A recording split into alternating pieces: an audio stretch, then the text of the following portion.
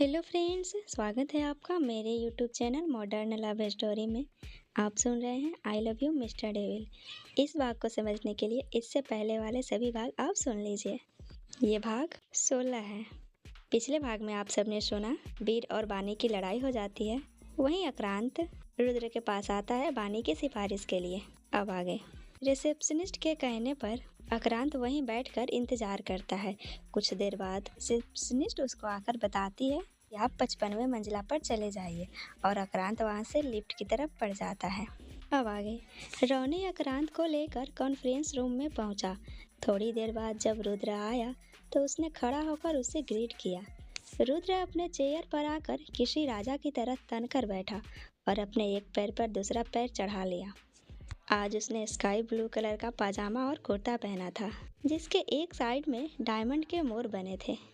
आक्रांत को भी रुद्र ने बैठने का इशारा किया। आक्रांत अपने माथे पर आए पसीने को पोंछते हुए बैठ गया। क्या लेंगे आप? रुद्र ने एक रौबदार आवाज में कहा।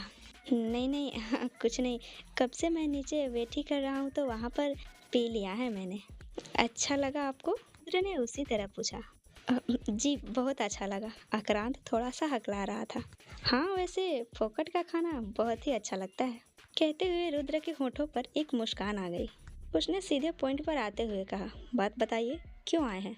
और रुद्र ने अपना सिगरेट अपने होठों से लगा लिया और अपनी निगाहें आक्रांत के ऊपर टिका दी। वो सिंघानिया साहब, मुझे पता चला है आपके बेउद्र प्रोजेक्ट में 2 सीट और खाली है तो मैं उसमें से एक सीट की सिफारिश करना चाहता हूँ। बहुत ही प्यारी बच्ची है, एकदम सीधी। उसे पर्यावरण से बहुत प्रेम है। वो भी अपने पृथ्वी के लिए कुछ करना चाहती है। उसने इंजीनियरिंग में 2017 में 3रा रैंक लाया था।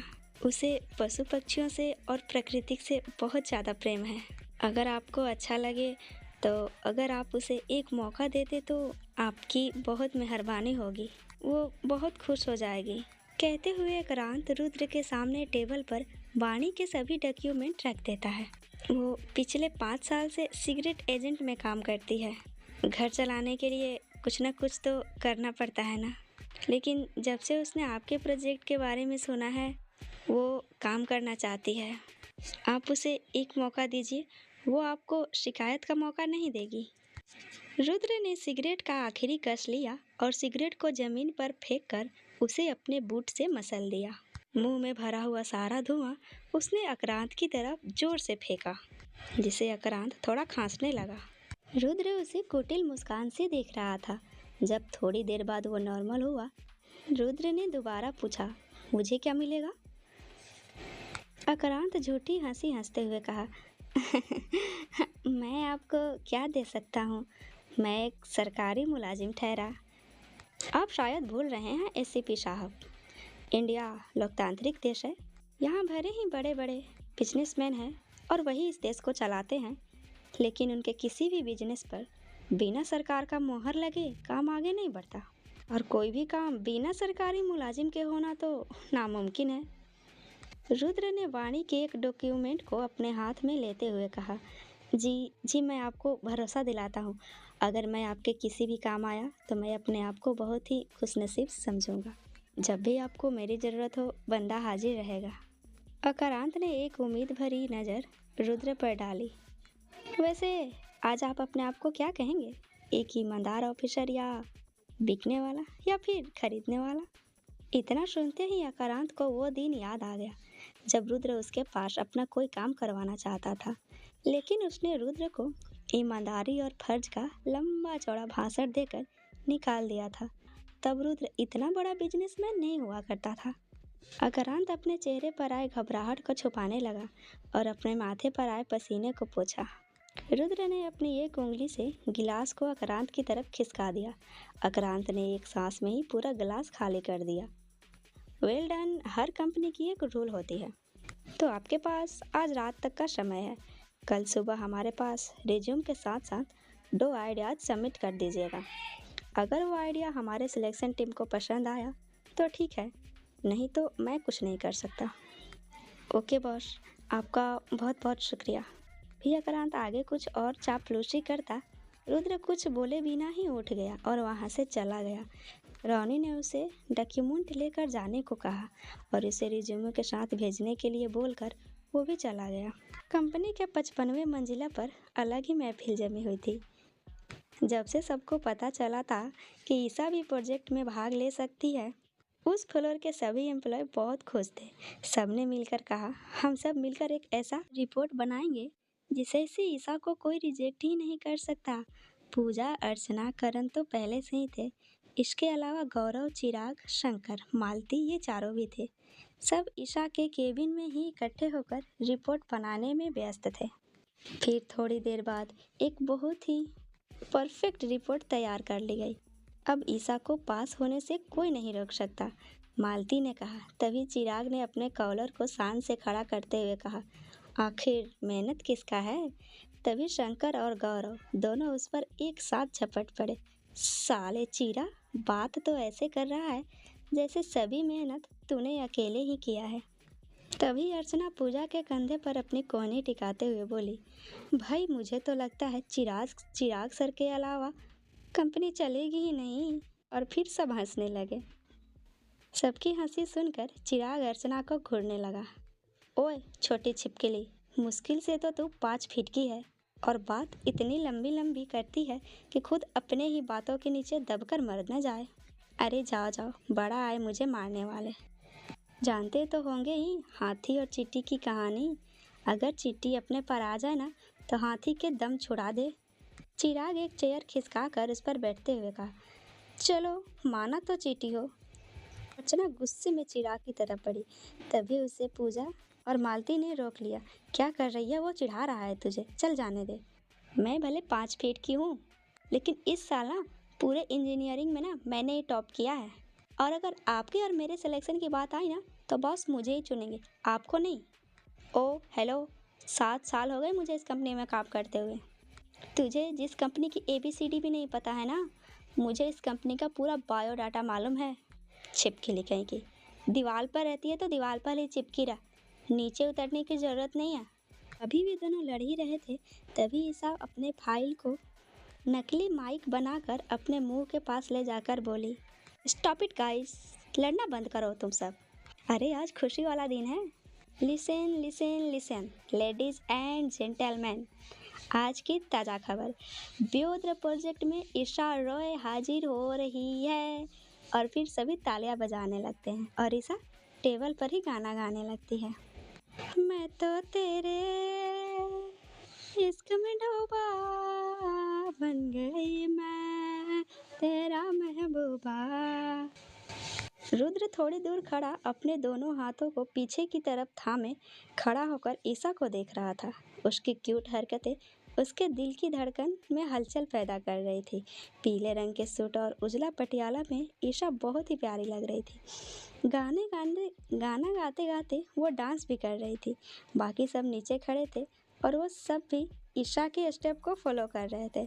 तभी वहाँ पर रोनी आ गया। सामने का नज़ारा देखकर उसकी तो रुद्र के सामने जाने की हिम्मत ही नहीं हुई और वो वहीं से पीछे की तरफ जाने लगा। तभी उसके कदम रुक गए क्योंकि रुद्र ने उसे वापस केबिन में जाने के लिए कह रहा था। रोनी वहाँ से जाने लगा। रुद्र ने उसे दोबारा से रोक लिया। रोनी, तुम श्योर हो ये सभी अपने अपने फील्ड में टॉपर है? ऐसा भी क्या देखा सिलेक्शन टीम ने इन सब में जो इन सबको इस प्रोजेक्ट के लिए चुना? इन सबको किसी मछली बाजार में होना चाहिए। अच्छी खासी कमाई होगी इन सब की। कंपनी को मछली बाजार बना के रखा है सबने। बॉस, इन्हें लगता है आप चले गए हैं, बस थोड़ी सी मस्ती कर रहे हैं, रोनी ने हकलाते हुए कहा। मैं अभी समझाता हूँ, रहने दो, कोई ज़रूरत नहीं है। रोनी एक पल को रुद्र को देखने लगा। तभी करण की नज़र रोनी पर पड़ी। वो इधर ही आ रहा था। उसने जल्दी से ईशा का हाथ पकड़ा और उसे नीचे उतरने के लिए कहने लगा, ईशा, रोनी सर यही हैं, लगता है बॉस भी यही हैं। तो क्या हुआ, मैं उनसे डरती थोड़ी हूँ। और फिर वो रुद्र की एक्टिंग करने लगी। यह देखकर रुद्र उसे अपनी आंखें छोटी करके घूरने लगा और उसके चेहरे पर मुस्कान आ गई।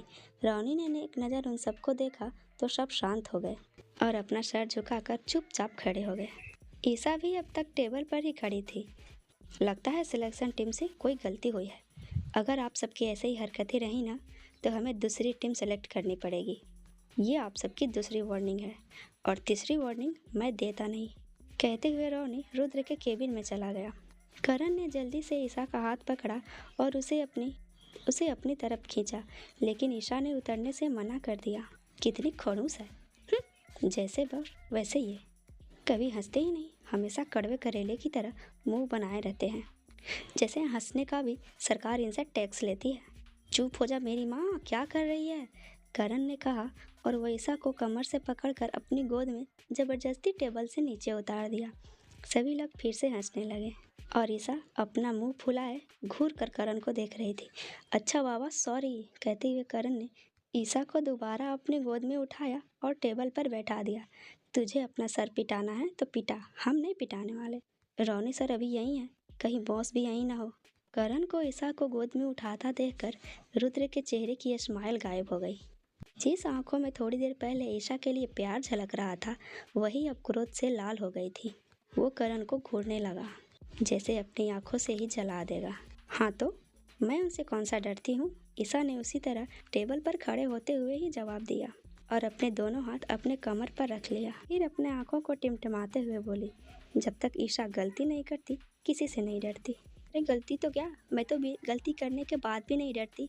तो फिर अभी तो हमारी कोई गलती नहीं है और अब तो छुट्टी हो गई है। अब हम कोई उनके एम्प्लॉय नहीं हैं। जब तक ऑफिस तब तक बॉस, उसके बाद लड्डू। कहते हुए ईशा ने अपने हाथ के अंगूठे को चिढ़ाने वाले अंदाज में हिलाया। सभी चुपचाप खामोशी से अपना सर झुकाए खड़े हो गए। जब ईशा को वहाँ पर शांति महसूस हुई तो उसे लगा कि कुछ गड़बड़ है। जब उसने रुद्र केबिन के दरवाजे के पास आ गया था और ईशा का पीठ उसकी तरफ था, तो अब भी वो टेबल पर ही थी, लेकिन सबने रुद्र को देख लिया था सिवाय ईशा के। रुद्र ने सबको जाने का इशारा किया। सभी लोग धीरे धीरे केबिन के बाहर निकलने लगे। रुद्र केबिन में आकर ईशा के ठीक पीछे खड़ा हो गया। अरे तुम सब जाने लगे, रुको मैं भी आती हूँ। कहते हुए ईशा जैसे ही पीछे मुड़ी, टेबल पर धम से गिर गई और टेबल पर रखा एक दो सामान नीचे गिर गया। रुद्र अपने कुर्ते की जेब में अपने दोनों हाथ डाले खड़ा था और ईशा को घूर रहा था। ईशा ने जब रुद्र को देखा, उसके दिल की धड़कनें मानो किसी आटे के चक्की की तरह धक धक चलने लगी और वो टेबल पर ही पीछे की तरफ खिसकने लगी और रुद्र अपने लंबे कदमों को छोटा करके आगे बढ़ने लगा। ईशा के माथे पर पसीने की बूंदें आ गई। अब तक सब लोग अपना अपना बैग उठाकर लिफ्ट की तरफ जा चुके थे। उसकी आवाज़ तो जैसे गले में ही फंस गई थी, निकल ही नहीं रही थी। बॉस, इतना ही बोल पाई वो बड़ी बड़ी आंखें करके रुद्र को एक टक घूर रही थी और रुद्र उसकी आंखों में खो रहा था। उसका गुस्सा धीरे धीरे कम होने लगा। पीछे खिसकते हुए ईशा टेबल के बिल्कुल किनारे पर आ गई थी और वो अभी गिरने ही वाली थी कि रुद्र जल्दी से टेबल के पास आकर उसके दोनों कलाई पकड़ लिया और उसे खींचकर अपने पास कर लिया। ईशा टेबल पर सरकते हुए रुद्र के बिल्कुल पास आ गई।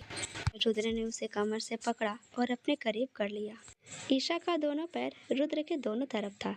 ये थोड़ा ऑकवर्ड पोजीशन था खड़े होने की। ईशा को इस बात की बिल्कुल भी उम्मीद नहीं थी कि रुद्र ऐसा कुछ भी करेगा। ईशा उससे अपने आप को छुड़ाने लगी। रुद्र ने उसका हाथ छोड़ा और उसके कमर को अपने दोनों हाथों से पकड़कर अपने और करीब कर लिया। ईशा ने जल्दी से अपने दोनों हाथ रुद्र के सीने पर जमा दिया ताकि उन दोनों के बीच दूरी बढ़ सके। ईशा ने उसके भी बढ़ती हुई धड़कनों को महसूस किया और वो मन ही मन बोली, हे माता रानी, मेरी तरह इनका दिल भी बुलेट ट्रेन की तरह चल रही है। तुम क्या कह रही थी? तुम्हें मुझसे डर नहीं लगता? रुद्र ने उसे अपनी एक भौं चढ़ाते हुए पूछा। ईशा ने रुद्र को अपनी पूरी ताकत से पीछे ढकेला। रुद्र थोड़ी दूर हटा और उसकी पकड़ ईशा के कमर पर थोड़ी ढीली हुई।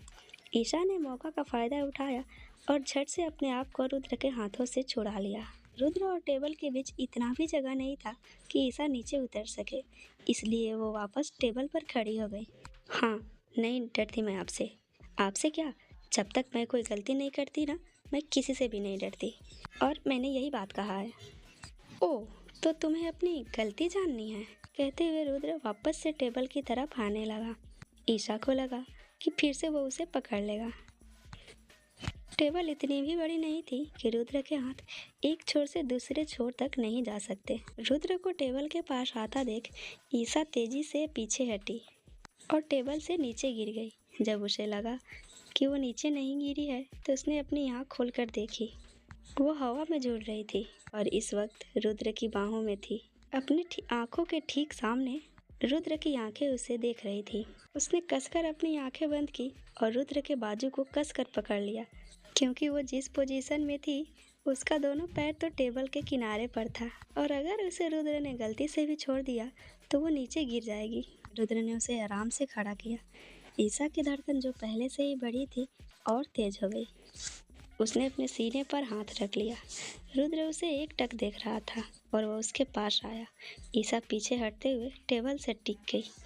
उसने जल्दी से अपने हाथ को रुद्र और उसके बीच में ला दिया। रुद्र अपने कुर्ते के पॉकेट में हाथ डाले चुपचाप खड़ा उसे ही देख रहा था। आप वहीं रुक जाइए, ईसा ने अपनी आंखें बंद करते हुए कहा। और नहीं रुका तो? रुद्र उसकी तरफ थोड़ा और झुक गया और उसके चेहरे के सामने अपना चेहरा कर दिया। ईसा को जब अपने चेहरे पर रुद्र की गर्म सांसें महसूस हुई तो उसने फिर से अपनी आंखें खोली और उसे देखने लगी। थोड़ी देर तक देखने के बाद जब वो अपने सेंस में वापस आई, मैं जा रही हूँ, छुट्टी हो गई है, कहते हुए ईसा जैसे ही बगल से निकलना चाही, रुद्र ने अपने दोनों हाथ ईसा के दोनों तरफ टेबल पर जमा दिया।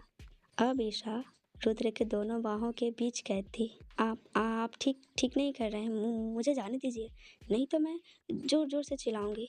उसने दोबारा से रुद्र के सीने पर हाथ रखा और पीछे धक्का दिया, लेकिन रुद्र पहले से तैयार था।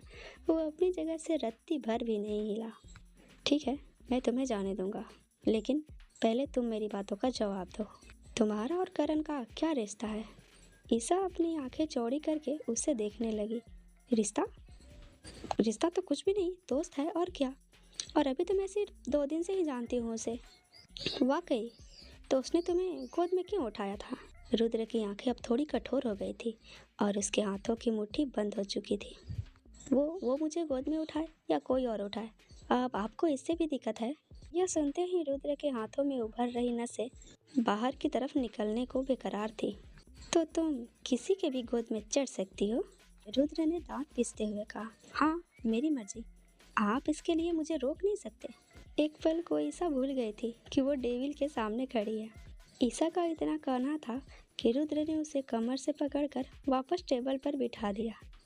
उसके ऐसा करते ही ईसा एकदम से चुप हो गई। अब बोलो, क्या बोल रही थी? रुद्र ने उसी तरह पूछा। ईसा अपना सर नीचे कर लेती है। हाँ, हमें जाने दीजिए, ईसा ने बहुत ही धीरे से कहा।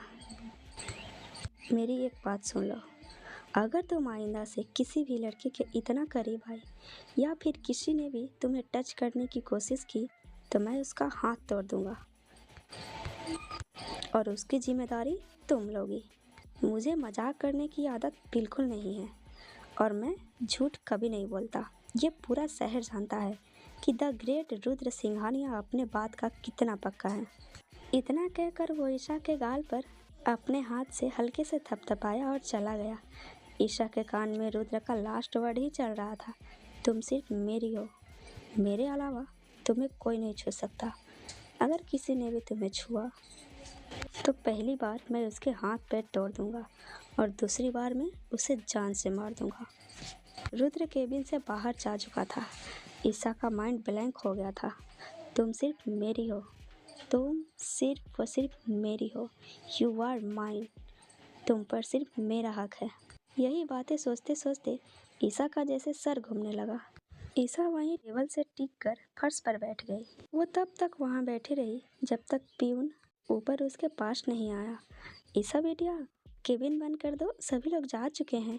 ईशा भारी मन से वहाँ से चली गई। इधर वानी अपने वॉशरूम में अपने आप को बार बार पानी से धो रही थी। कपड़े धोने वाले ब्रश से वो अपने हाथ, गर्दन, कंधा सबको खरोच रही थी। उसकी आंखें रोते रोते लाल हो गई थी। उसे ये बात मंजूर नहीं था कि किसी लड़के ने उसे नीचा दिखाया। वह उसके सामने कमज़ोर कैसे पड़ गई, यही बात उसे अंदर तक झकझोर रही थी। वो बार बार कभी साबुन, कभी शैम्पू, अपने बॉडी पर लगाकर अपने आप को साफ कर रही थी, जैसे वो कितनी गंदी हो गई है उस लड़के के छूने से। जब उसने अपने आप को सामने मिरर में देखा तो उसे वीर का किस करना याद आ गया। गर्दन, उसके कॉलर बोन और कंधों पर वीर के दिए गए लव बाइट्स अब धीरे धीरे नीले पड़ने लगे थे। उसने अपने हाथ में पकड़े ब्रश को शीशे पर दे मारा। शीशा टूटकर चारों तरफ बाथरूम में बिखर गया। बाणी अब भी रो रही थी। वो बाथ टब में बैठ गई और न जाने कब तक रोती रही। सांझ सड़क पर चलते चलते बहुत दूर निकल गई थी। अब वो पुल के ऊपर थी। उसके अगल बगल से गाड़ियां गुजर रही थी।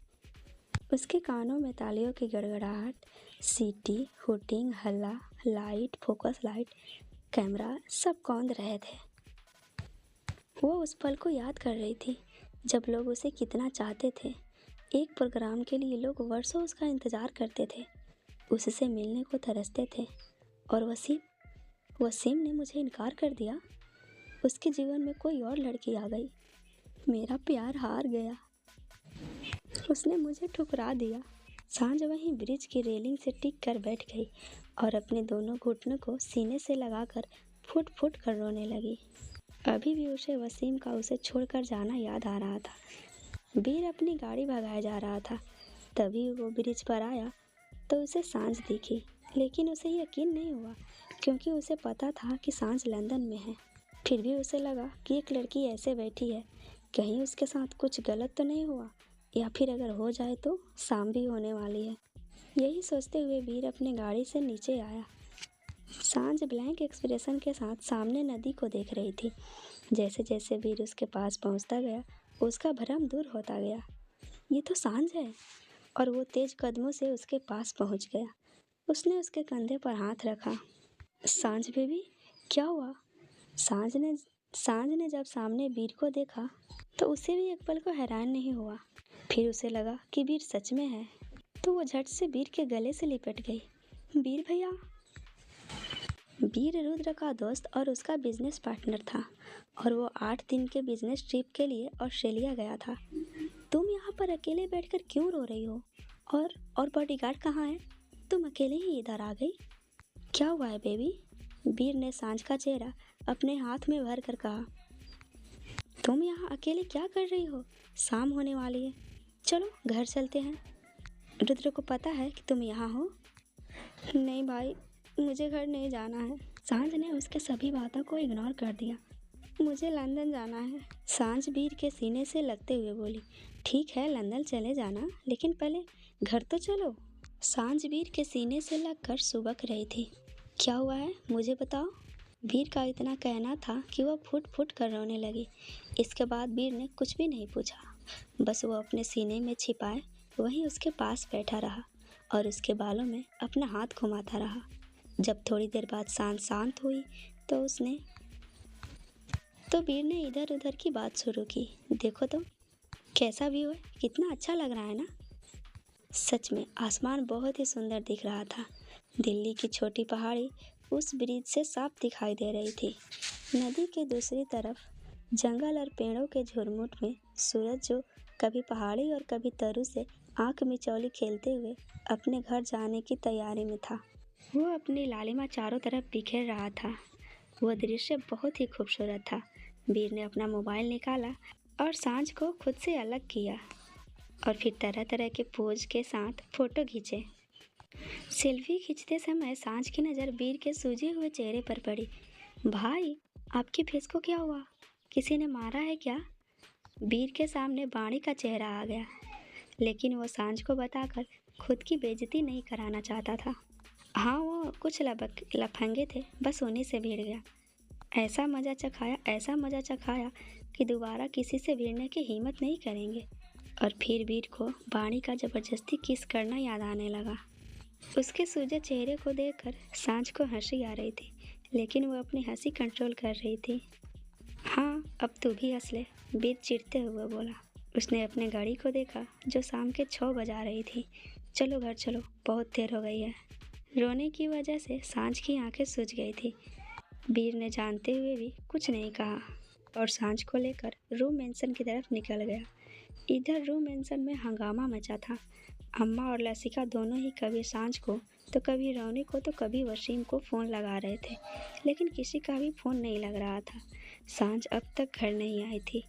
इधर ईसा जब अपने घर पहुंची तो उसकी माँ ने आज जल्दी ही खाना बना दिया था। उसकी नज़र बार बार दीवार पर लगी घड़ी पर पहुंच रही थी, जो शाम के 7 बजे का टाइम दिखा रहा था। कहाँ रह गई ये लड़की? लिया, फ़ोन लगा तो ईसा को। लिया वहीं सोफे पर बैठकर अपनी पढ़ाई कर रही थी। ललिता का मन कल की बात को लेकर घबरा रहा था और ऊपर से ईशा की तबीयत भी ठीक नहीं थी। तभी ईशा आई। जैसे ही वो हॉल में आई, उसके कानों में अपनी माँ की आवाज़ पड़ी। ऑफिस से तो 4 बजे ही छुट्टी होती है ना, फिर तुम इतनी लेट क्यों आई? मगर ईशा को तो जैसे कुछ सुनाई ही नहीं दिया। वो अपने कमरे की तरफ चली गई। उसके कान में अब भी रुद्र की बात गूंज रही थी। तुम सिर्फ मेरी हो, तुम्हें मेरे अलावा कोई नहीं छू सकता। अगर किसी ने भी ऐसा किया तो मैं उसके हाथ पैर तोड़कर उसकी जान ले लूँगा। लिया ने ललिता को देखा और दोनों की नज़रें मिल गई। दोनों ही एक दूसरे से जैसे पूछ रही हो, इसे क्या हुआ है? माँ, मैं देखकर आती हूँ, आप रुकिए, कहते हुए लीला ईसा के पीछे पीछे उसके कमरे की तरफ चली गई। ललिता की नज़र ईसा के नए दुपट्टे पर थी। वो सवालिया नज़र से देखकर पूछना चाहती थी, लेकिन शांत रही। आज ईशा का बिहेवियर उसे बदला बदला सा लगा। ये तो मेरी इतनी डांट का खाकर भी चुप नहीं रहती, फिर इसके चेहरे पर ये खामोशी। कहीं फिर से उस बिजनेसमैन से तो नहीं उलझ गई? मुझे इसे समझाना होगा। और नए दुपट्टे, इसका दुपट्टे का क्या चक्कर है? सोचते हुए ललिता का कलेजा धक से रह गया। कहीं उस आदमी ने मेरी बच्ची के साथ बदतमीजी तो नहीं की? कहीं उसने इसका दुपट्टा? इसके आगे वो सोच नहीं पाई। जल्दी जल्दी एक प्लेट में खाना निकालकर ईशा के कमरे की तरफ जाने लगी। एक अंधेरे कमरे में हल्की सी लाइट जल रही थी। एक आदमी चेयर पर बैठा था। उसके साथ ही एक और आदमी उसके दाहिने तरफ खड़ा था। दोनों ने ब्लैक 3 पीस सूट पहना हुआ था। उनके आगे लगभग 15 से 20 बॉडी बिल्डर लोग एक ही तरह की ड्रेस में खड़े थे। चेयर पर बैठा आदमी उन लोगों को कुछ समझाते हुए बोला, अभी रुद्र के ऊपर हमले में पहला नाम गुजराल दास राणा का आ रहा है। हमें इस बात का फ़ायदा उठाना चाहिए। उसे बिना संभले ही दूसरा झटका देने होंगे, तभी हमारा मकसद पूरा होगा। उसे तो अब तक पता भी नहीं होगा कि उस पर अटैक हमने करवाया है। अगर उसके ऊपर फिर से हमला होता है तो सबको ये यकीन हो जाएगा कि ये हमला गुजराल दास राणा ने करवाया है। अगर हम उसका शक गुजराल और अशोक की तरफ मुड़ने में कामयाब हो गए तो हमारा रास्ता साफ हो जाएगा और अंडरवर्ल्ड से रुद्र सिंघानिया का नाम मिट जाएगा। उसके बाद ही मैं अपना राज कायम करूँगा। इतना कहकर वो पागलों की तरह जोर जोर से हंसने लगा। रुद्र सिंघानिया, तैयार हो जाओ, आई एम कमिंग बैक। अगर तुम लोग खाली हाथ आए तो मैं तुम लोगों को जिंदा नहीं छोड़ूंगा।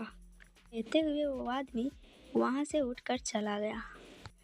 सड़क पर कई ब्लैक गाड़ियाँ एक साथ जा रही थी। तभी रौनी का फोन रिंग हुआ। रौनी ने फ़ोन उठाया। उससे कुछ कहा गया तो उसके चेहरे का रंगत बदल गया। वो वसीम को देखने लगा जो गाड़ी चला रहा था। फिर उसने अपना सर घुमाकर पीछे बैठे रुद्र को देखा जो अपने फ़ोन में कुछ कर रहा था। बॉस, लसिका मैम का फ़ोन आया था। रुद्र फ़ोन में अपनी निगाहें गड़ाए बोला। रौनी ने जब देखा कि रुद्र ज़्यादा रिस्पॉन्स नहीं कर रहा है उसकी बातों पर, तो उसने सीधे सांझ का नाम ले लिया। सांझ मैम अब तक घर नहीं लौटी हैं। ये सुनते ही वसीम ने झट से अपनी गाड़ी रोक दी और उसकी धड़कन बढ़ गई। रुद्र और रौनी दोनों की नज़रें एक साथ वसीम पर पड़ी। फिर वसीम ने उसे बाजार में दुपट्टे वाली बहस बताई। अब रुद्र को गुस्सा आ गया। तुम्हें उसे बताना चाहिए था ना, वो दुपट्टा मैंने मंगवाया है, जल्दी घर चलो। और उसने अम्मा को फ़ोन लगा दिया, लेकिन अम्मा का फ़ोन बिजी आ रहा था। तभी उसका मोबाइल बजने लगा। उस पर वीर का नाम फ्लैश हो रहा था। रुद्र ने जल्दी से फ़ोन उठाया। रुद्र, सांझ मेरे साथ है, हम दोनों रूम मेंशन ही आ रहे हैं। ओके कहकर रुद्र ने लसिका को मैसेज कर दिया। जब लिया कमरे में पहुंची तो ईशा बाथरूम में थी। लिया वहीं बेड पर बैठकर उसका इंतजार करने लगी। तभी थोड़ी देर बाद ललिता भी अपने हाथों में खाने का प्लेट लेकर अंदर आई।